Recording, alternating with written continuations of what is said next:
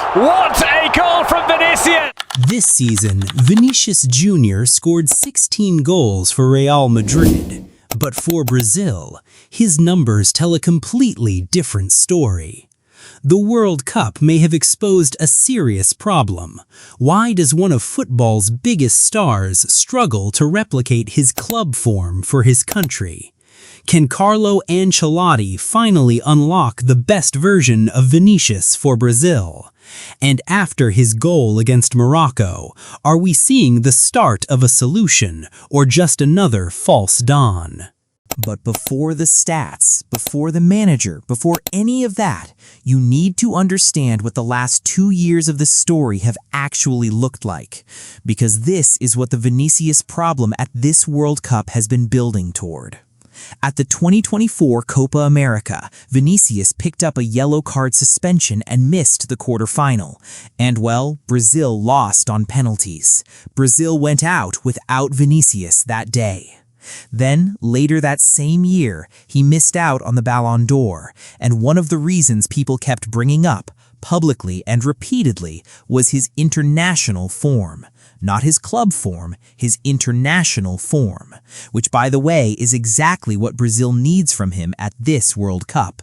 And honestly, sometimes it feels like Club Vinícius and Brazil Vinícius are two completely different players sharing the same passport. Then came the fans, the ex-players, and the same comments that kept showing up over and over again. He's a system player. He only works because of what Madrid built around him. He's not even close to Neymar. And then Ronaldo, R9, an actual Brazilian legend. He went on record saying Vinícius doesn't perform the same way for the national team.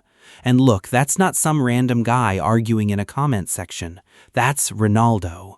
But then came the part fans probably weren't expecting. Vinícius himself admitted he'd been very bad in stretches for both club and country, and said playing for Brazil is completely different for him.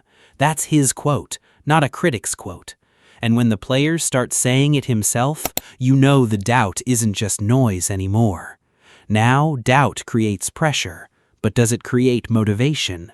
That's the real question, and we'll get to that in a minute. Anyway, who do you call when you've got a player who looks like a completely different person depending on the shirt he's wearing?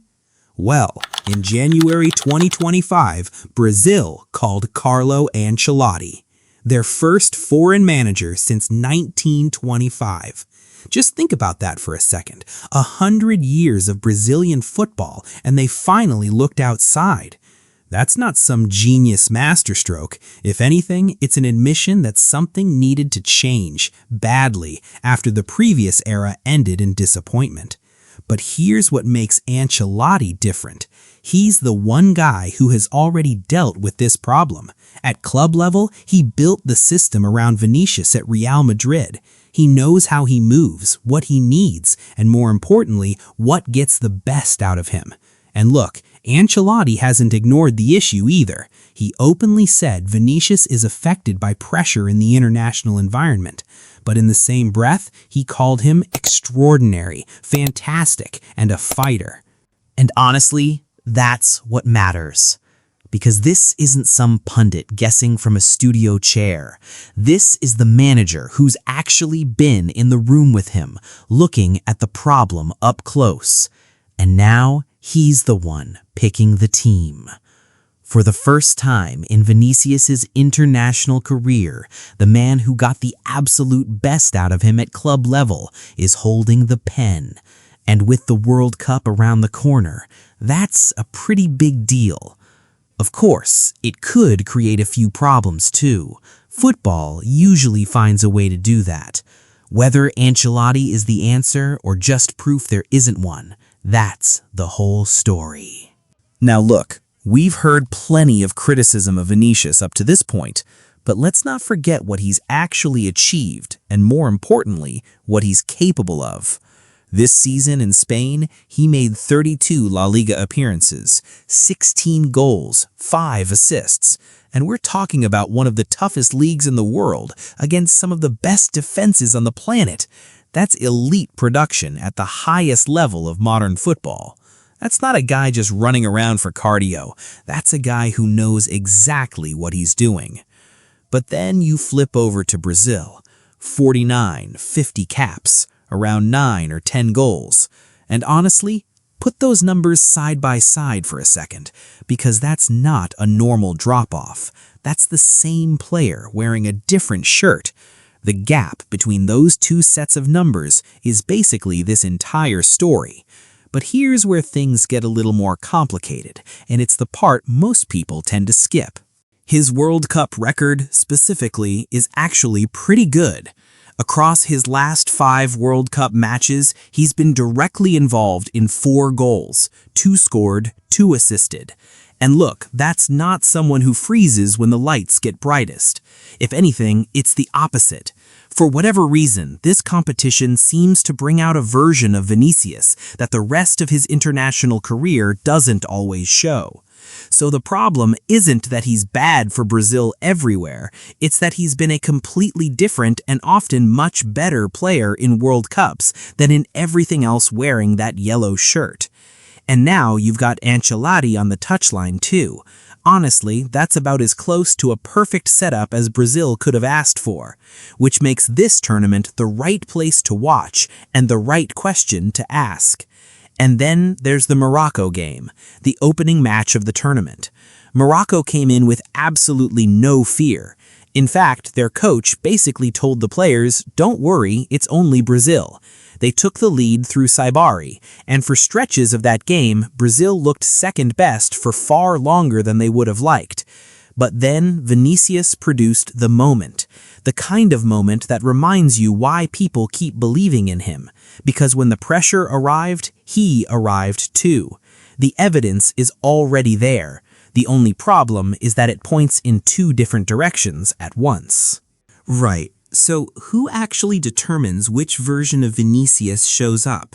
Because this isn't just about him in isolation. There's a whole cast of people and circumstances around him that either pull that performance out or bury it. Start with Ancelotti, because we already set this up. What he's publicly said he needs from Vinicius in this system is specific: movement between defenders, pressing, chance creation, quick decisions near the box, and, this matters, 100% physical fitness, no exceptions. That last condition is already a story, given the whole saga around who else makes this squad.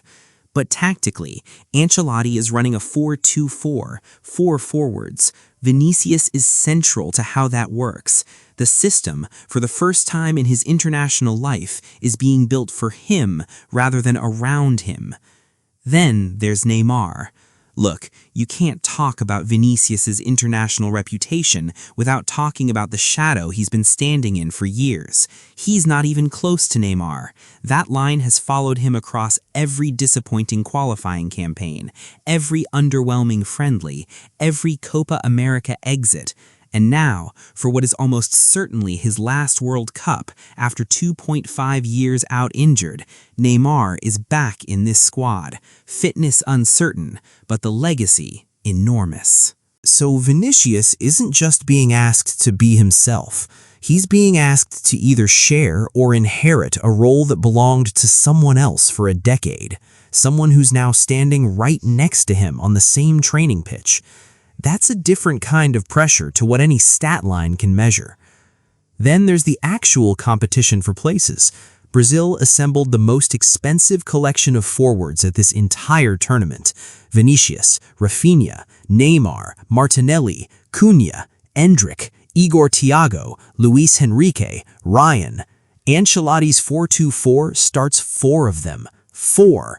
That means some of those names, good players, expensive players, players who'd walk into most international squads on the planet, are on the bench. Vinicius isn't just fighting public doubt right now. He's fighting actual competition for his own starting shirt.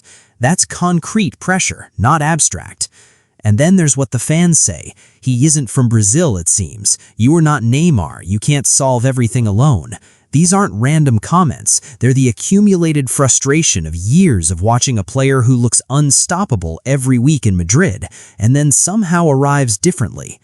The honest version of this story, that criticism has been statistically fair. This isn't the Messi situation where you can just point at the skeptics and say they were watching with a blindfold on. The numbers have backed the doubt, which is what makes this tournament so genuinely unresolved, because it's the one context where his numbers say something different. Morocco already tested that. They came ready. They led. They were the better team for parts of that match, and the man the fans have been questioning was the one who bailed Brazil out. So what's actually left in front of them?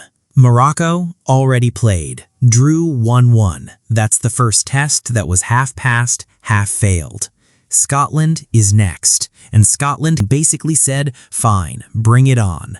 A team with nothing to lose facing a Brazil squad that's supposed to be the obvious favorite, that's the most dangerous fixture on a calendar. The team that gets embarrassed by complacency in this kind of match is almost always the one who should have won easily. Then, Haiti, the formality, the game Brazil are expected to win and win well. Here's the structural reality though. Brazil's priority is topping this group, not second, first, because second place puts them into the tougher half of the knockout bracket. So these 3 group games aren't just about accumulating points. They're about dictating where this tournament goes for Brazil from the round of 16 onward. The gauntlet isn't a single team waiting 3 rounds ahead. It's the bracket consequence of how they handle the next 2 matches. And at the center of it all, which version of Vinicius shows up?